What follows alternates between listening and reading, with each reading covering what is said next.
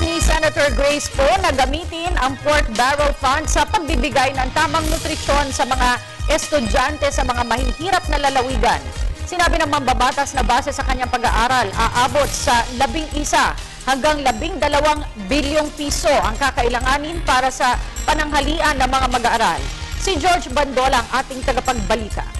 Hindi dapat basta i-abolish ang PDAF o Pork Barrel Fund, sabi ni Senator Grace Poe. Imbes na itoon sa mga manumalya at questionableng proyektong PDAF, makabubuting ilagay na lamang ito sa libreng pananghalian sa mga estudyante sa mahihirap na probinsya. Hindi naman ako magwawala na tanggalin yan. Okay lang din sa akin. But then in principle kasi, when you know what it's really supposed to be used for, it seems like a good thing to have. But it's really gotten such a bad stigma that we really need reforms in instituting it.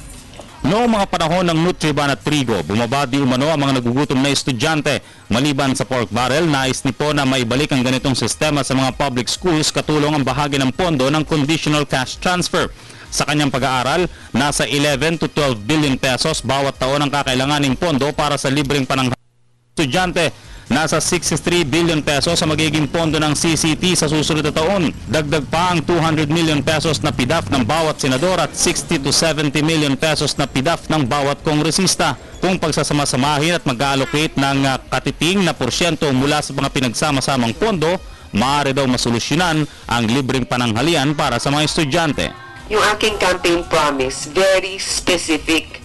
Pagkain para sa mga bata at kita para sa mga manggagawa at magsasaka. Kaya, sabi ko, habang hindi pa pinapasa yung free lunch program, tutukuyin namin yung mga public schools na pwede kaming makatulong na... Para sa Telebisyon ng Bayan, George Bandola.